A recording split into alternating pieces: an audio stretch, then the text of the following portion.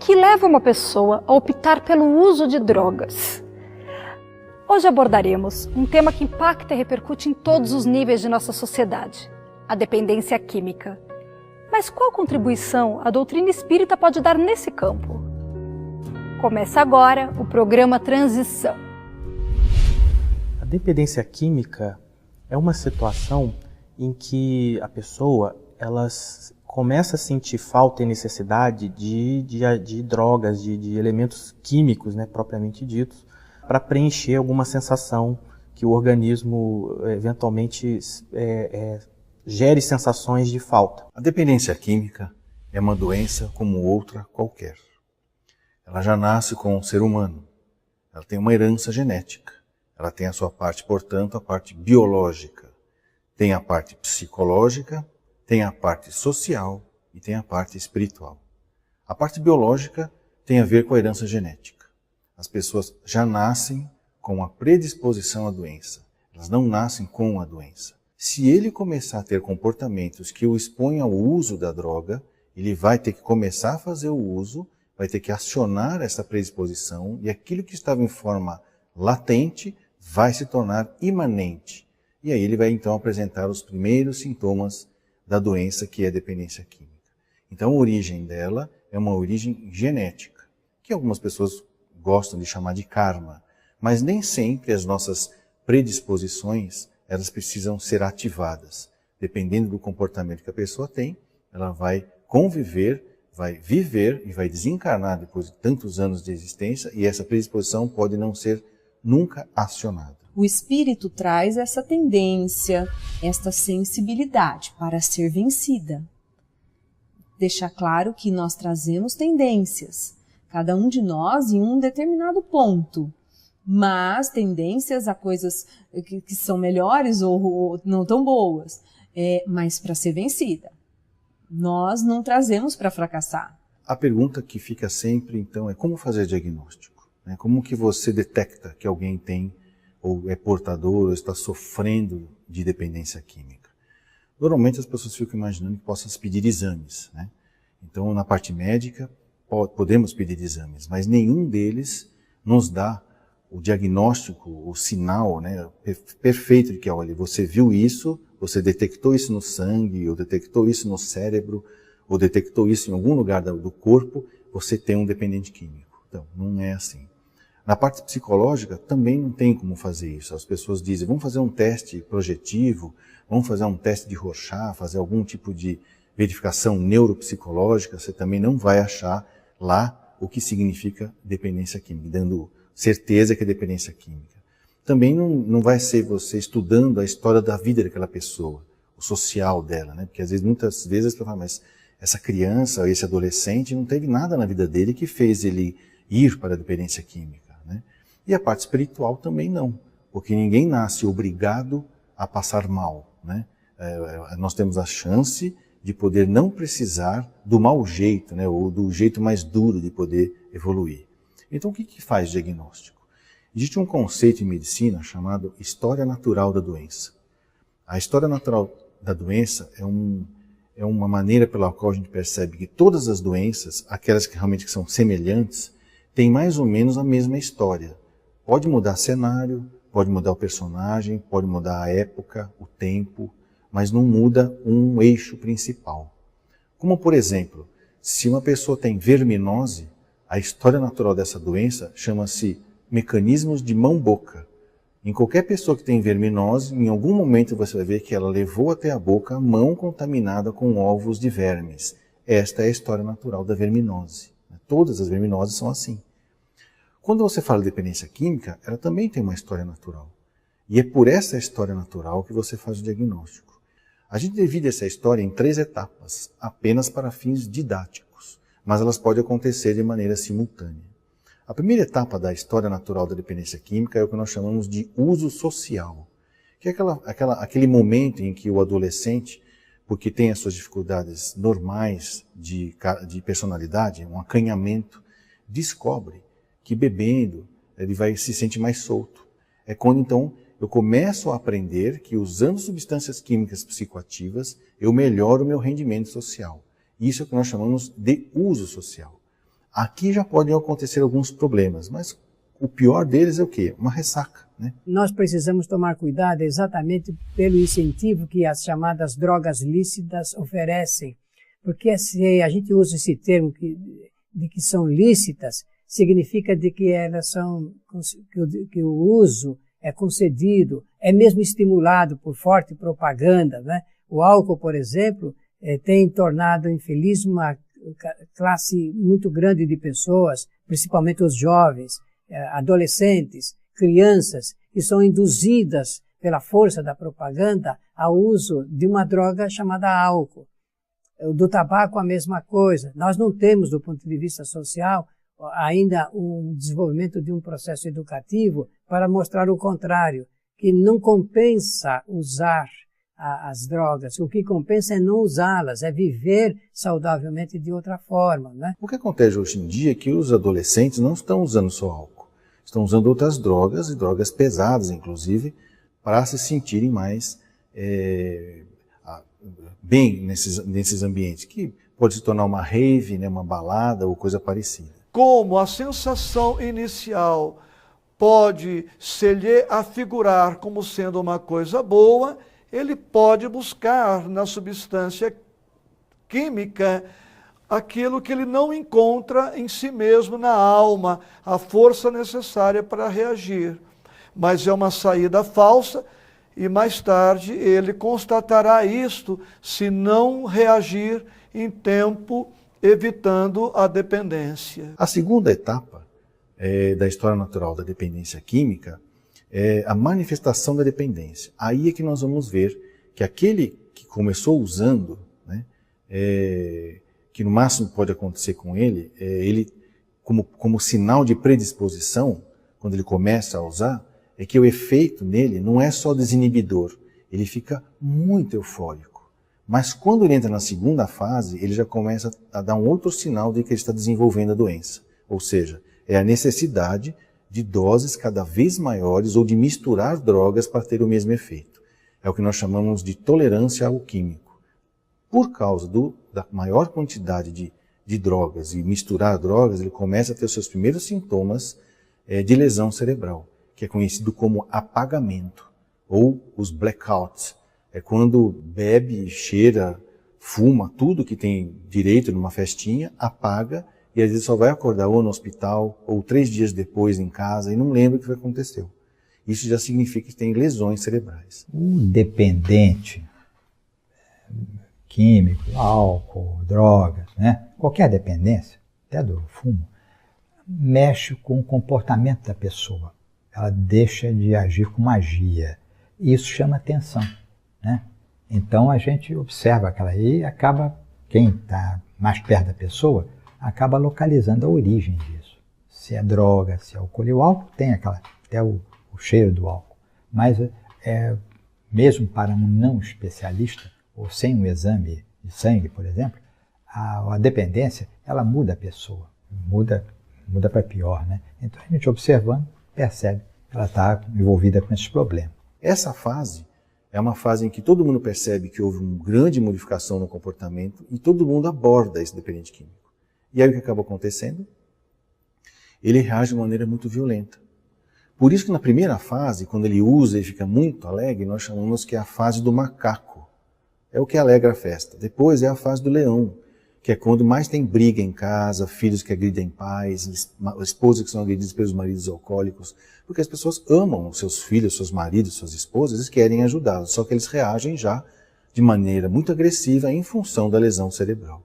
E a terceira etapa é a etapa da manifestação da dependência química propriamente dita. Precisa manter uma certa quantidade de droga no sangue, senão começa a passar mal. Ou por abstinência, como os alcoólicos, ou por fissura, como o pessoal que usa drogas que excitam o cérebro. Aí, se você não trata, as lesões vão aumentando, virando quadros psiquiátricos, psicoses por álcool e drogas, a ponto então que começa a vir a derrocada social, ou seja, já não consegue mais manter padrão de vida com qualidade, no trabalho, na escola e mesmo na família. Nessa fase, que é a fase da manifestação de dependência química, é a fase do porco. Esta é a história natural da doença em que qualquer um pode fazer diagnóstico. Então, 3 fases. A fase do macaco, a fase do leão e a fase do puro. Hoje a dependência química existe, mas no passado o ópio já existe há muito tempo, os alucinógenos existem há muito tempo. Não é uma coisa de agora, uma coisa que foi desenvolvida e que é nova. Isso já existe. Então, muitas pessoas trazem como desafio, né, olhar para essa questão e transcender essa questão. Então não adianta também lutar e se recriminar aqueles que já utilizaram ou que estão na dependência, mas sim a compreensão, a consciência da causa, a consciência do porquê que aparece no sistema familiar essa questão para possíveis caminhos de equilíbrio novamente, né? Porque há um desequilíbrio no sistema. Uma pessoa que bebe, não bebe sozinha. Uma pessoa que cheira cocaína não cheira sozinha, uma pessoa que fuma maconha não fuma sozinha. Aliás, nós nunca estamos sozinhos. Nós estamos sempre acompanhados por aquele grupo espiritual que tem a ver conosco. O grupo espiritual do dependente químico é um grupo espiritual que utiliza as substâncias, que inala a fumaça, que absorve o teor do álcool, e eles não se apresentam em pequeno número, eles se apresentam em grande número.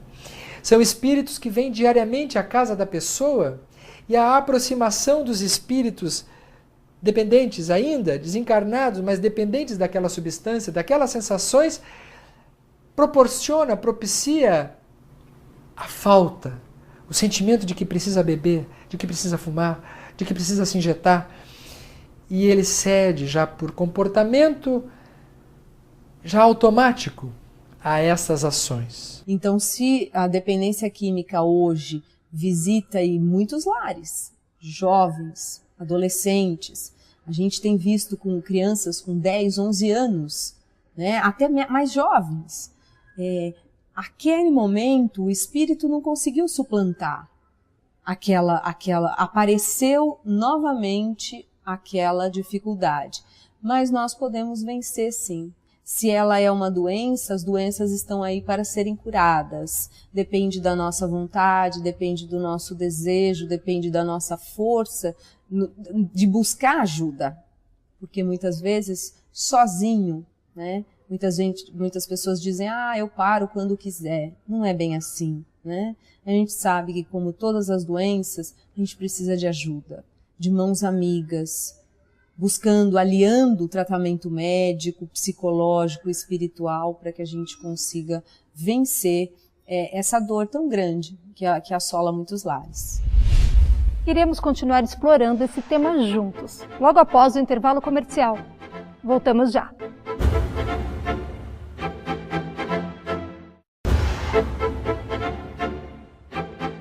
Vimos que muito antes de ser dependente químico, quem usa drogas é dependente emocional. Como podemos aprender a controlar nossas emoções? A vida na Terra, ou seja, a encarnação do Espírito, ela é uma das grandes ferramentas para o nosso aprendizado, para o nosso progresso. Agora, da mesma forma que há crianças que vão à escola e se sentem incomodadas, se sentem tristes, não queriam estar na escola naquele momento, e o fazem assim por não compreenderem para que serve realmente uma escola, há pessoas que se sentem de uma forma semelhante no dia a dia.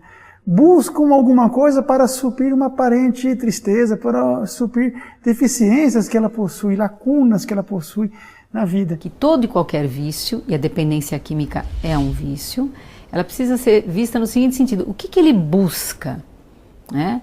A própria palavra em alemão, vício, a pessoa vai buscar algo, ela sai em busca de algo, diferente do hábito. O hábito é algo que a pessoa tem dentro dela. Olha que interessante. E o que tem a ver dependência química com dependência emocional?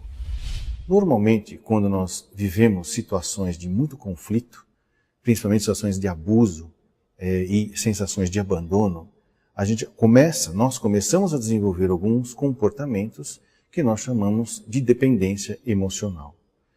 Vou dar um exemplo muito simples, porque muitas vezes a gente fala a palavra abuso e as pessoas já vão pensando coisas mais catastróficas, né? E não é bem assim. Às vezes o abuso ocorre de uma maneira muito sutil. Vamos dar um exemplo de uma mãe que precisa sair para trabalhar porque é viúva, né? E tem que deixar os seus filhos em casa. Então ela chega para o filho mais velho, de 8 anos, e diz para ele: você vai tomar conta da sua irmã de 5 e do nenê de 2. E aí o que acontece? Essa criança com 8 anos, ela se sente já um adulto. Então ela vai deixar de brincar para virar um adulto. Isso é um abuso emocional, que a mãe cometeu, mas não cometeu por maldade. Com o passar do tempo, aquela criança se torna um adulto antes do tempo e ainda por cima não conta, vamos dizer assim, com proteção de pai ou a proteção da mãe, se sentindo abandonado em algumas situações pela própria realidade dos fatos. Quando essa criança cresce, ela vai ter desenvolvido uma sensação muito grande de que ela não conta com nada nem com ninguém. E aí então ela começa a trabalhar certas emoções que são normais do ser humano de uma maneira não muito adequada. Entre essas emoções, a raiva, a culpa, o medo e a necessidade do poder ou do controle. De maneira que quando ela começa a fazer isso, ela vai se desgastando porque ela nunca encontra um lugar seguro para ela.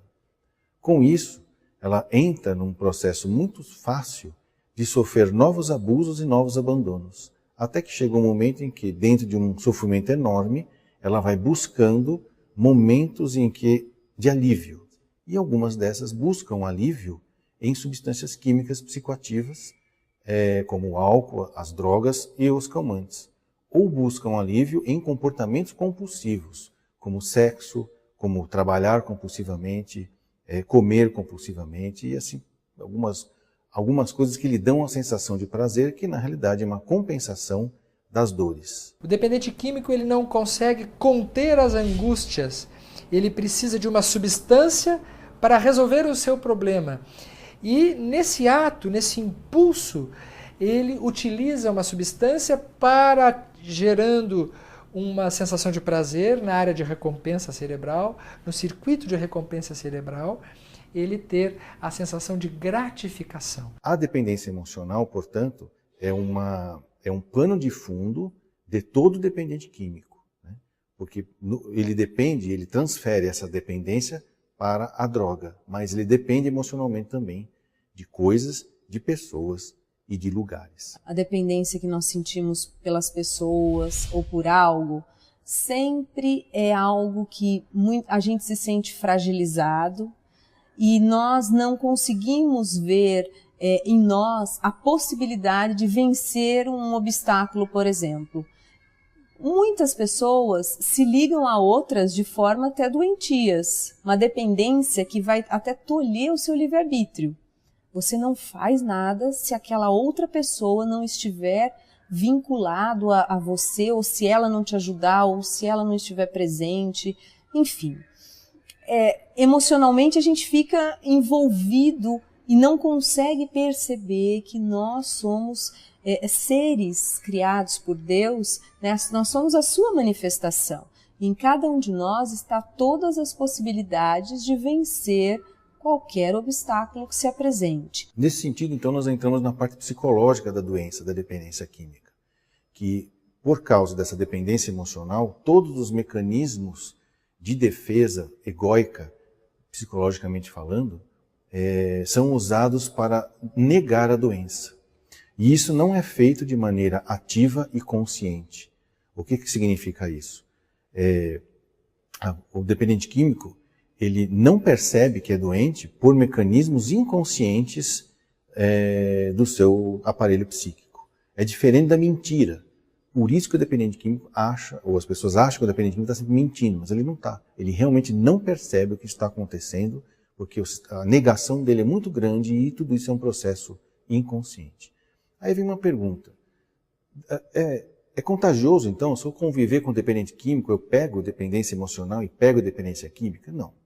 Isso não é uma doença viral, bacteriana ou fúngica, né? Você não transmite, você não pega dependência química porque tomou num copinho, num bar, um cafezinho, no mesmo copo em que um dependente químico do álcool bebeu a sua cachaça. Não pega. Tá? Porém, a convivência com dependentes químicos pode levar familiares, amigos e colegas de trabalho a um comportamento que nós chamamos de codependência, que é uma dependência emocional do comportamento do dependente químico. Na tentativa de controlar aquele comportamento compulsivo por uso de drogas do dependente, aqueles que convivem desenvolvem um comportamento de dependência emocional. O dependente químico, em muitas famílias, ele vira o fiel depositário ou o bode expiatório. tudo recai em cima dele. Porque ele é dependente químico. Então as pessoas colocam e depositam nele suas dificuldades, suas carências. Então quando aparece a dependência química numa família, numa visão sistêmica, precisa se olhar todo o sistema. Na analogia de um piloto e o copiloto. Se o piloto leva o avião até o solo, o copiloto acaba indo junto se ele não souber lidar com essa situação, se ele estiver totalmente rendido ou submetido a esse comportamento do dependente químico. Continuamos o nosso tema de hoje logo após o intervalo. Não saia daí!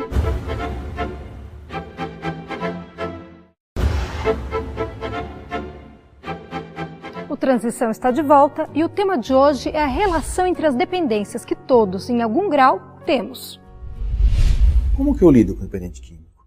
Se ele não aceita que é doente, se ele tem a mente fechada, se ele nega, se ele está agressivo. Dependendo da fase em que você pega, ainda dá para abordá-lo de uma maneira em que você o conscientiza de que ele é portador de uma doença ou que está começando a manifestar uma doença e ele pode interromper a instalação dela buscando um tratamento adequado. Porém, quando ele já está nessa fase de agressão ou quando ele já está totalmente dominado, dependente quimicamente, mas não é só uma dependência psicológica, é uma dependência física, muitas vezes nós vamos ter que fazer uma abordagem um pouco mais incisiva, um pouco mais enérgica.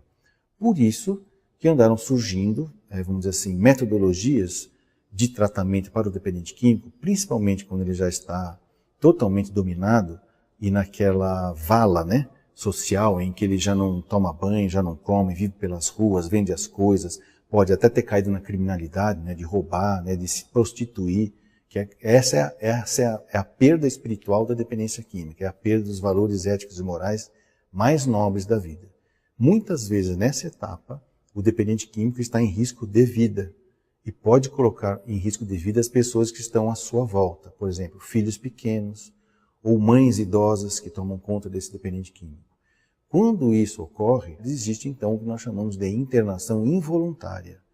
A gente pode chamar serviços especializados de resgate de dependente químico que vão levá-los, vamos dizer assim, à força, muitas vezes pela força da conversa, porque esses serviços muitas vezes são especializados em dependentes químicos, ou então, quando é diagnosticada uma situação de periculosidade muito grande, por exemplo, pelo serviço social ou por uma assistência social, muitas vezes é o próprio juiz que condena o dependente químico a um tratamento. Aí torna-se então uma internação compulsória, que nem o médico pode negar de fazer a internação. Isso é um caso extremo, em que o dependente químico perdeu totalmente a capacidade de perceber a gravidade em que ele se encontra. Antes de chegar nesse ponto, existem várias coisas que podem ser feitas. Uma prevenção primária, que é evitar que novos casos aconteçam, Uma prevenção secundária, que é tratar logo assim que você identifica que a pessoa entrou no uso compulsivo de substâncias químicas psicoativas. E, se caso tudo isso não der tempo ou ter falhado ou ter faltado, nós podemos então fazer a internação. Então nós temos muitas maneiras de como lidar. Hoje em dia existem muitos recursos, então nós precisamos ver cada pessoa naquele momento, para ela, qual é o melhor recurso a ser utilizado. E não apenas único. Eu costumo sempre dar o exemplo do tripé. Quando nós temos uma questão grave, uma questão que mobilizou tanta energia, nós precisamos, para um banquinho que tem o tampo redondo, um banco de 3 pés, nós precisamos do suporte físico, medicamentoso, nós precisamos da questão emocional, psíquica e a questão espiritual. Então, quando esse tripé é buscado, e os 3, não é um ou outro, porque se você buscar um só, o banquinho desequilibra, 2 também, então nós precisamos dos 3 para que a pessoa sinta uma firmeza. E o tratamento também exige uma coisa muito interessante, que o dependente químico queira se tratar. Normalmente, ele percebe que ele tem mais desvantagens quando ele para de usar do que quando ele está usando. Ou seja, ele se sente mais doente na abstinência das drogas do que quando ele está usando. Então, por isso que muitas vezes ele tem uma dificuldade enorme, primeiro, de perceber que é doente, e em percebendo que é doente, de entrar na abstinência. E essa que seria o modelo, levá-lo a uma desintoxicação que permite ele perceber o que está acontecendo, já que ele está desintoxicado, aí sim ele vai poder dizer se precisa ou não, se quer ou não fazer o tratamento de dependência química. Então nós temos essas maneiras hoje para lidar com essa questão. Questão complexa, solução também complexa. Mas é importante reiterar que muitas pessoas, quando fazem esse movimento, elas encontram equilíbrio, o sistema encontra o equilíbrio e a pessoa passa a substituir essa dependência química, o vício, por uma virtude, que é para isso que nós estamos aqui, todos. O tratamento espiritual, a espiritualidade, portanto, ela é fator decisivo. Não encaramos mais a espiritualidade como uma forcinha ao tratamento, não. Espiritualidade é terapêutica, a espiritualidade é tratamento. Ela precisa estar junto, porque se não trata o lado espiritual, permanecem influências espirituais. A dependência química, até o presente momento, não tem cura. Por isso que quando nós orientamos os jovens a não entrarem nessa, porque pode ser um caminho totalmente sem volta, já que não existe cura, como não existe cura para um monte de doenças que existem e que acontecem por uso ou por abuso ou por dependência de substâncias químicas psicoativas. Lógico que a casa espírita não vai substituir nunca um tratamento que a medicina possa oferecer, mas ela pode ajudar de maneiras diversas. Porque a casa espírita é o ambiente perfeito para a desobsessão, para a mudança de sintonia, para as vibrações superiores, para o estudo, e proporcionando por fim a reforma interior, a mudança de dentro para fora, tão importante e tão necessária. O incentivo à formação de grupo de jovens, o apoio que as casas espíritas dão para as mocidades, é importante porque o grupo de jovens ele permite formar um grupo de amigos num sentido mais honesto, mais fraterno, coisa que às vezes fora nos outros meios sociais nem sempre é valorizado. Quando o indivíduo, quando a pessoa, quando o paciente, quando o dependente, ele está realmente imbuído da melhora, as forças superiores, os espíritos amorosos se aproximam para se unirem a essas medidas de esforço, de recuperação, porque o Cristo não descansará enquanto não estivermos todos no caminho da felicidade e da cura. Pesquisas científicas apontam claramente aumento na eficácia dos tratamentos médicos somados à busca pela espiritualidade, quer seja através de preces, de leituras salutares ou da participação em uma casa espírita ou templo religioso de sua preferência. O programa de hoje fica por aqui.